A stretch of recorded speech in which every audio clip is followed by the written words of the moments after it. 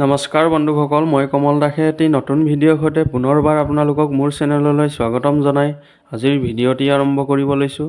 আজি বনাব ওলাইছোঁ চাউলৰ গুড়িৰ লাডু, স্পেচিয়েল লাডু চাউলৰ গুড়িয়েদি বনাই দেখুৱাম আপোনালোকক সহজ পদ্ধতিৰে। ভিডিঅ'টো চাই ভাল পালে লাইক, কমেণ্ট, শ্বেয়াৰ, ছাবস্ক্ৰাইব কৰিব নাপাহৰিব। লগতে বেল আইকনটো দবাই দিব, নতুন ভিডিঅ' পাব। ফেচবুক পেজত চালে পেজটো ফ'ল' কৰি দিব। এতিয়া ভিডিঅ'টো আৰম্ভ কৰোঁ। নমস্কাৰ বন্ধুসকল, কেনে আছে আপোনালোক? আশা কৰোঁ ভালে আছে। ময়ো ভালে আছোঁ। আজি বনাব ওলাইছোঁ পিঠাগুড়ি লাডু, স্পেচিয়েল লাডু বনাম পিঠাগুড়ি লৈছোঁ 1 পোৱামান, গুড় লৈছোঁ 200 গ্ৰামমান হ'ব, গাখীৰ লৈছোঁ, কেঁচি ঘি লৈছোঁ, নাৰিকল সৰু এটা লৈছোঁ, ফালি লৈছোঁ, কাজু লৈছোঁ, আলমণ্ড লৈছোঁ। আপোনালোকে ভিডিঅ'টো চাই ভাল পালে লাইক, ছাবস্ক্ৰাইব কৰি দিব আৰু লগতে কমেণ্ট কৰি জনাব কেনেকুৱা লাগিছে ভিডিঅ'টো। এতিয়া আৰম্ভ কৰোঁ ভিডিঅ'টো। প্ৰথমে চাউলখিনি গুড়ি কৰি ল'ম মিক্সাৰ মেচিনত। ভিজাই থোৱা আছিলে 1 ঘণ্টাৰ কাৰণে, শুকাই পেলাই গুড়ি কৰি লোৱা হৈছে চাউলখিনি ধুনীয়াকৈ। আধা কিলোমান চাউল লৈছিলোঁ, চাউলখিনি গুড়ি কৰি লোৱা হ'ল ধুনীয়াকৈ। এতিয়া চালি লোৱা হ'ব চালনীৰে। সৰু প্লাষ্টিকৰ চালনী এখন লৈছোঁ, মিহিকৈ ধুনীয়াকৈ চালি লৈছোঁ। এতিয়া গোটেইখিনি চালি লোৱা হ'ল। শুকাই থৈছিলোঁ অলপ সময়, 2 ঘণ্টামানৰ কাৰণে। এতিয়া বাকী নাৰিকলখিনি ৰেডি কৰি ল'ম। নাৰিকল এটা লৈছিলোঁ, ধুনীয়াকৈ মিহিকৈ ৰুকি লোৱা হ'ল। এতিয়া কাজু কেইটা কাটি ল'ম, কাজু আৰু আলমণ্ড মিহি হ'ব লাগে লাডুৰ কাৰণে কাটোঁতে। এতিয়া গেছটো অন কৰি দিলোঁ। কেৰাহীটো গৰম হোৱাৰ পিছত ঘি দি দিলোঁ 3-4 চামুচমান দি দিয়া হ'ল। কমিলে পিছত দিয়া হ'ব। এতিয়া পিঠাগুড়িখিনি ভাজি লোৱা হ'ব। অলপ দি এনেকৈ হাতাখনে লৰাই আছোঁ। গেছৰ পাৱাৰটো মিডিয়াম কৰি ভাজি লোৱা হ'ব। প্ৰথমে 8 মিনিটমান ভাজি ল'ম। ভাজি লোৱাৰ পিছত আকৌ নাৰিকলখিনি দিয়াৰ পিছত আকৌ ভাজিম। এতিয়া প্ৰথমে পিঠাগুড়িখিনি ভাজি ল'ম ভালদৰে 8 মিনিটমান। এনেকৈ গেছৰ পাৱাৰটো মিডিয়াম কৰি লাহে লৰাই এনেকৈ মিক্স কৰি ভাজি লোৱা হ'ব, যাতে ধুনীয়াকৈ ফ্ৰাই হৈ যায় পিঠাগুড়িখিনি। এতিয়া 8 মিনিটমান হোৱাৰ পিছত নাৰিকলখিনি দি দিয়া হ'ল। নাৰিকলখিনি দি আকৌ 7-8 মিনিটমান আকৌ ভাজি ল'ম। তেতিয়া ধুনীয়াকৈ ফ্ৰাই হৈ যাব পিঠাগুড়িখিনি। এনেকৈ লৰাই হাতাখনেৰে ধুনীয়াকৈ মিক্স কৰি দিয়া হৈছে, যাতে গুটি থাকিব নালাগে। নাৰিকলত পানী থাকে, গুটি হোৱাৰ চান্স থাকে। এনে ধুনীয়াকৈ মিলাই লোৱা হৈছে এনেকৈ হাতাখনেৰে, যাতে গুটি হ'ব নালাগে, মিহি হ'ব লাগে পাউডাৰৰ নিচিনা। এনেকৈ লৰাই মিহি কৰি দিব লাগে ভাজোঁতে। এনেকৈ চাই আছোঁ। এতিয়া ৰেডি হ'ব হৈছে পিঠাগুড়িখিনি। এনেকৈ লৰাই আছোঁ। এতিয়া ড্ৰাই ফ্ৰুট কেইটা দি দিয়া হ'ল। সৰু কাটি লৈছিলোঁ, সৰু মিহিকৈ কাটিব লাগে। এতিয়া ড্ৰাই ফ্ৰুট কেইটা দিয়াৰ পিছত আকৌ 1 মিনিটমান ভাজি লৈছোঁ। বেছি নাভাজোঁ। 1 মিনিটমান ভজাৰ পিছত গেছটো অফ কৰি দিলোঁ। অফ কৰাৰ পিছত অলপ লৰাই দিছোঁ, যাতে অলপ সময় ঠাণ্ডা হৈ যায়। এতিয়া গুড়ৰ চিৰাপটো বনাই ল'ম। প্ৰথমে পানী অকণমান দিছোঁ।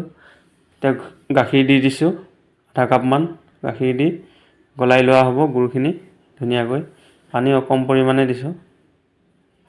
এনেকৈ ধুনীয়াকৈ গৰম হোৱাৰ পিছত এনেকৈ লৰাই দিছোঁ, যাতে গুড়খিনি গলি যায়।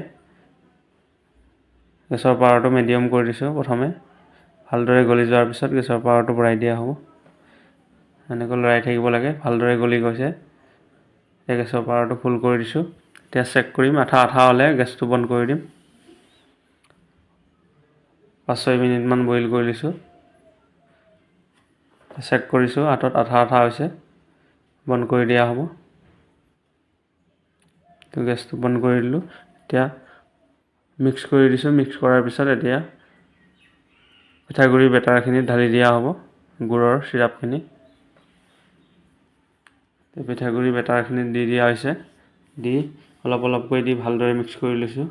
হেতাখনে এনেকৈ ভালদৰে মিক্স কৰাৰ পিছত আকৌ ভাজিম। মিক্স কৰাৰ পিছত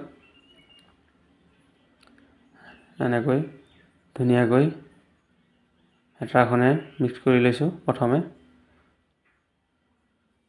মিক্স হৈ গ'ল। এতিয়া গেছত দি দিছোঁ। মিডিয়াম পাৱাৰত এতিয়া ভাজি লোৱা হ'ব ধুনীয়াকৈ। এতিয়া নৰম হ'ব ভাজিলে, এনেকৈ নৰম আৰু ধুনীয়া হয়। অলপ সময় আকৌ ভাজিব লাগে। গাখীৰ অলপ দি দিছোঁ। গাখীৰখিনি দিয়াৰ পিছত এতিয়া ভাজা ষ্টাৰ্ট কৰিম, আৰম্ভ কৰিছোঁ ভাজা। এনেকৈ লাহে লাহেকৈ লৰাই 3-4 মিনিটমান আকৌ ভাজি লোৱা হৈছে। তেতিয়া ভাল হয় লাডু খাবলৈ।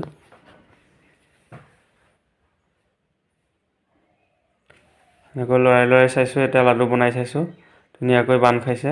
এতিয়া গেছটো অফ কৰি দিলোঁ, ধুনীয়াকৈ ভাজা হৈছে পিঠাগুড়িখিনি, ৰেডি হৈ গৈছে। এতিয়া ঠাণ্ডা হোৱাৰ পিছত লাডু বনোৱা আৰম্ভ কৰিম।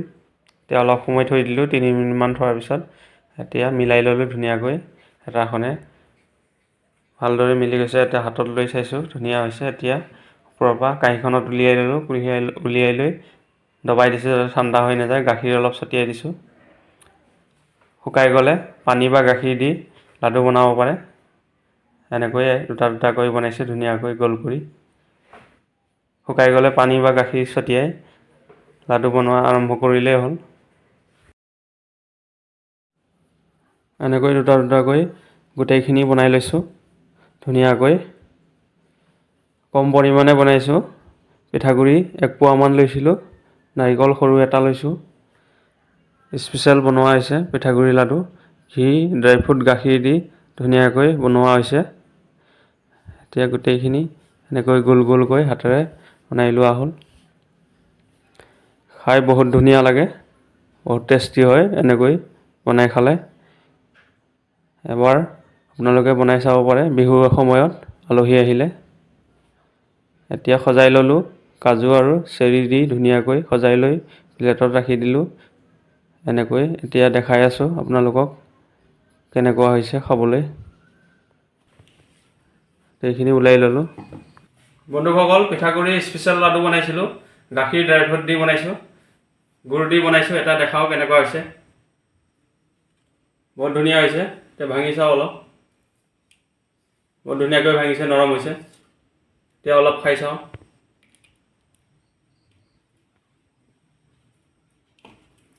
বঢ়িয়া হৈছে।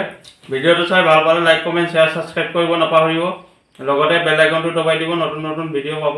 ফেচবুক পেজত চালে পেজটো ফ'ল' কৰি দিব। আজিলৈ আহিছোঁ, বাই বাই। নেক্সট ভিডিঅ'ত লগ পাম। ধন্যবাদ সকলোকে।